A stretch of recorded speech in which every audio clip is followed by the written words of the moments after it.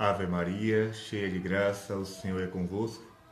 Bendita sois vós entre as mulheres, e bendito é o fruto do vosso ventre, Jesus. Santa Maria, Mãe de Deus, rogai por nós, pecadores, agora e na hora de nossa morte. Amém. Olá, meus irmãos, estamos aqui para mais uma catequese rápida e no tema de hoje eu gostaria de falar um pouco sobre o maior problema na igreja atualmente. Durante toda a história da igreja, são 2000 anos de história, a igreja sempre enfrentou muitas tempestades. O barco da igreja, a embarcação que é a igreja, sempre navegou por mares turbulentos, né? Mares bravios. Meus irmãos, nós estamos vivendo um tempo muito difícil. Acho que o tempo mais complicado que a igreja já viveu. E as pessoas podem me perguntar, mas padre, como é que você afirma isso? Porque estudei a história da igreja. Estudei no seminário, continuo a estudar. E assim, o que é que diferencia a tribulação na igreja hoje com aquelas que ela passou nos anos anteriores, nos séculos anteriores?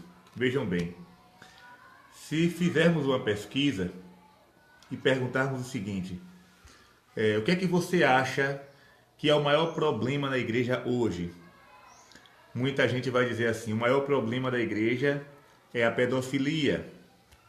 Acho que mais da metade dos entrevistados iriam responder isso. E eu digo para você aqui, o problema hoje na igreja não é a pedofilia. A pedofilia sempre foi um problema, não somente na igreja, mas na humanidade. Eu estou aqui com um livro, o nome desse livro é Confissões da Bahia, Santo Ofício da Inquisição de Lisboa. Se fala muito em Inquisição. Mais de 100 pessoas que falam a palavra Inquisição, acho que 2 ou 3 estudaram o que de fato foi a Inquisição. A Inquisição esteve aqui no Brasil também. Ninguém foi para a fogueira, não. Ninguém foi condenado, não. Mas foram punidos. Foram punidos. E neste livrinho aqui, Confissões da Bahia, eu acredito que você só encontre em livrarias de sebo, né, livros antigos. Neste livrinho aqui estão os relatos, né, os originais da Inquisição aqui no Brasil, de modo particular na Bahia. Esse livrinho deixa eu ver aqui a data, só para que vocês tenham noção do que vou falar aqui. 1591, imagine, logo no início do descobrimento do Brasil, 1591, 91 anos depois que os portugueses chegaram aqui nessas terras. A Inquisição veio e aqui existem relatos de sacerdotes que foram julgados pelo Tribunal da Inquisição. E um destes sacerdotes confessou que tinha tido relações com menores, né, com adolescentes, pedofilia. 1591, não tinha Concílio Vaticano II, porque toda a culpa do mundo hoje é o Concílio Vaticano II, né? Não tinha Concílio Vaticano II, não tinha Teologia da Libertação, né? Era a missa em latim, os padres tudo de batina, mas já tinha o problema da pedofilia naquela época. Então, meus irmãos, o problema da igreja atualmente não é simplesmente a corrupção moral. Isso sempre existiu. Desde o tempo dos apóstolos, Judas foi o primeiro corrupto da igreja. Ele roubava a bolsa. Era responsável pelo caixa comum, mas passava a mão no dinheiro. Então, desde quando a igreja foi fundada por Jesus até os nossos dias, sempre houve corrupção moral. as cartas de São Paulo, quantas vezes Paulo vai exortar, né? Vai advertir as comunidades pelos erros que existiam nela. Por exemplo, São Paulo vai reclamar de um jovem que está tendo relação com a madrasta, né? Incesto, nas primeiras comunidades cristãs. Então a corrupção moral, ela sempre existiu, porque onde existe o ser humano, existe o pecado. Então o problema da igreja hoje não é a pedofilia. Isso sempre foi um problema e precisa ser sanado. O grande problema da igreja hoje é a apostasia, a perda da fé. A igreja está passando por essa tribulação porque as pessoas perderam a fé. As pessoas hoje não têm mais fé católica. Estão dentro da igreja, mas não acreditam na doutrina da igreja. Olha o que aconteceu ontem. Uma página de um grupo que se diz católico publica uma foto, uma pintura, né, uma imagem com a Virgem Maria vestida de calça jeans, uma calça sensual. Meus irmãos, há 50 anos atrás, isso era impensável. Você nunca iria imaginar que dentro da igreja alguém iria colocar Nossa Senhora, ela que é o símbolo da pureza, vestida daquela maneira. Era impensável. E hoje nós estamos vendo isso dentro da igreja por pessoas que se dizem católicas, que entram na fila da comunhão. Você pode fazer uma entrevista por aí e perguntar às mulheres católicas: vocês acreditam que os filhos são bênçãos de Deus, são coisas que Deus dá? Ah, não acredito não. E por isso toma anticoncepcional, e por isso usa o dia, ou por isso toma a pílula do dia seguinte. Porque os filhos não é visto mais como uma bênção de Deus, pelo contrário, é um empecilho para a felicidade. Mulheres da igreja. Você pergunta a alguns consagrados, religiosos, sacerdotes, freiras: o inferno existe? Não, não existe não. O inferno é uma criação mitológica do passado, mas que hoje se explica. E o céu? Não, o céu é um estado de espírito, é estar bem, é estar zen. Sim, e a Igreja Católica é a única fundada por Cristo? Não, isso é um absurdo, isso é uma falta de caridade. Você não está sendo ecumênico. Você está faltando com respeito às outras religiões. Como é que você disse que a Igreja Católica é a única fundada? Que pretensão! Isso sai da boca de católicos. Meu irmão, você acredita que Jesus está vivo na Eucaristia? Que nada! Esse Cristo que fica aí preso no sacrário, por que você não vai ver o Cristo no pobre? Esquece esse Cristo aí do sacrário, esse pão que vocês dizem que é Cristo. Vai cuidar do Cristo na rua. Isso sai da boca de católicos. Meu irmão, você reza o rosário? Que nada, esse negócio de ficar repetindo Ave Maria, orações repetidas. Meu irmão, você acredita que faltar missa dominical é pecado mortal? E vai para lá para essa conversa? Que negócio de pecado mortal? O problema agora é o pecado social. É não lutar contra as injustiças. E agora? O grande problema da igreja hoje é não ter fé. Não ter fé. E isso não é só dos leigos, isso é do clero, é de tudo. E quando aparece alguém para falar a fé católica como ela é, como está no catecismo, como está na palavra de Deus, como está nos documentos da igreja, você é um retrógrado. Essa conversa não cola mais. Nós estamos em outro tempo. A igreja agora mudou. Eu fico me perguntando, mudou o quê? Mudou a tinta da parede?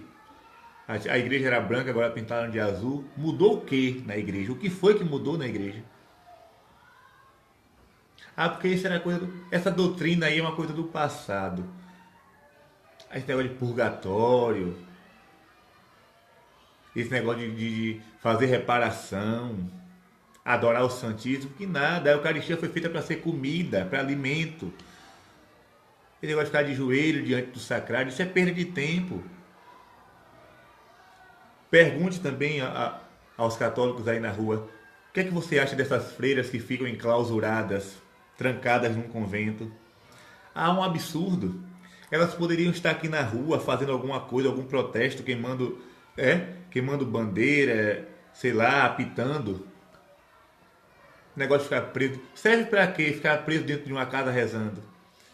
Então, meus irmãos, isso há 50, 60 anos atrás era impensável. Quando se falava na fé católica, a fé católica é essa aqui. Hoje não. Hoje não existe mais unidade. Não existe mais unidade. Nós rezamos no credo. Creio na igreja una, santa, católica e apostólica. Mas cadê a unidade da igreja? Se cada um crê no que quer, cada teólogo segue a sua linha e tem os seus seguidores, seu grupinho. Nós vimos aí, né? Frei Beto, Leonardo Boff, abrindo a boca e falando o que quer e ninguém faz nada. Ninguém faz nada. A casa de Nossa Senhora Aparecida, o santuário nacional, sendo usado para fazer política petista. Olha, meu irmão, se você é católico e quer votar no PT, faça o que você quiser com seu voto. O voto é seu. Quer votar em Temer, quer votar em Lula, quer votar em Dilma, quer votar em, sei lá, quem você quiser. Vote. O voto é seu. Ninguém pode lhe impedir de ir à urna e votar no candidato que você quiser. Mas não faça da casa de Deus um palanque eleitoral, não.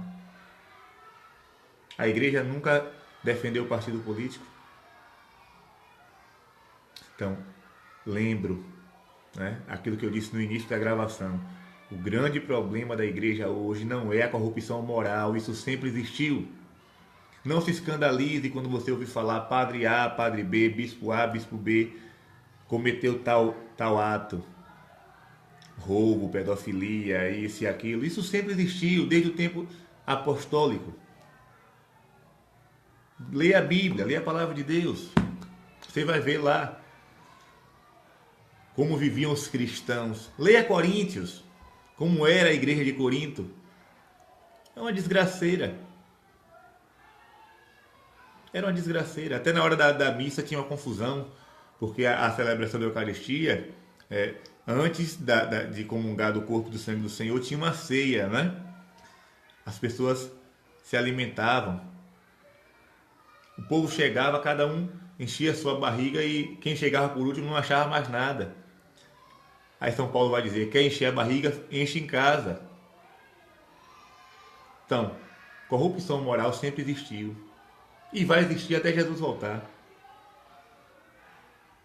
Mas a perda da fé, esse é o maior problema. É você ir numa missa e ouvir na homilia que o inferno não existe, que o demônio é um mito. Que a Eucaristia não foi feita para ser adorada, mas para ser comida. É você ouvir que Nossa Senhora, né, não é imaculada. Que o anjo não apareceu, que Jesus não andou sobre as águas. Que a ressurreição não foi um evento histórico, mas foi um efeito no coração dos discípulos. Eles estavam tão apaixonados por Jesus que eles intuíram que Jesus estava vivo e começaram a pregar. Isso tudo se ouve por aí. Esse é o grande problema. São os católicos que não têm mais fé católica. São os católicos que são espíritas, que não acreditam na ressurreição dos mortos, mas acreditam na reencarnação. São as mulheres católicas que vão aos centros para receber carta do filho que morreu. São os homens católicos que estão se filiando a partidos comunistas. Tudo isso é problema na igreja. Então, meus irmãos, rezemos e peçamos a misericórdia do Senhor, porque todas as aparições marianas, e eu falo daquelas que são reconhecidas pela igreja, todas elas falam de um futuro difícil. falam de um futuro complicado para a igreja. E o que nós estamos fazendo? Nós estamos criando guerrinhas dentro da própria igreja de Jesus. É tradicional contra carismático, né? Legião contra apostolado, ministro contra coroinha. Ah, porque tal movimento é melhor, tal movimento é pior. E a fé? A fé está se perdendo. As ideologias entraram na igreja e as pessoas estão deixando a fé de lado. A mentalidade mundana entrou na igreja.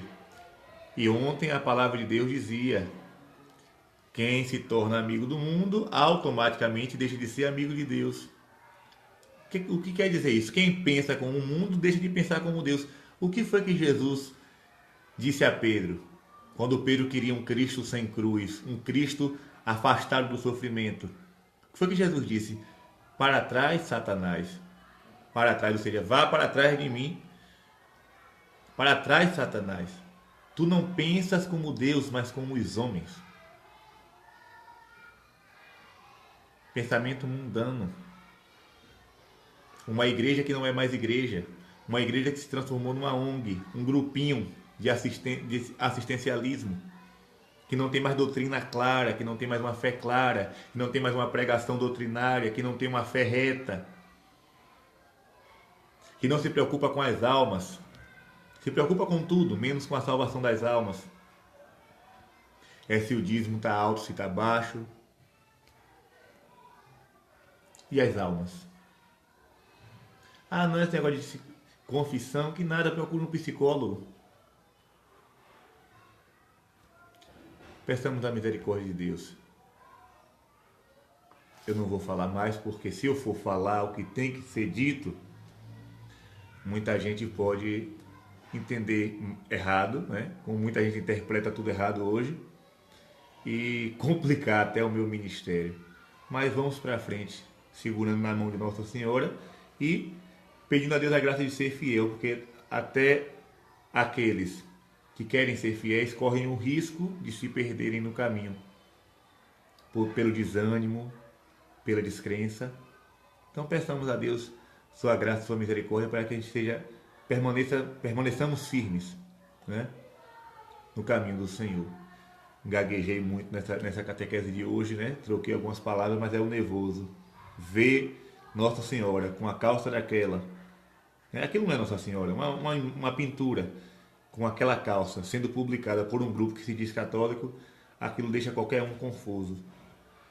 Mas vamos para frente. Deus te abençoe.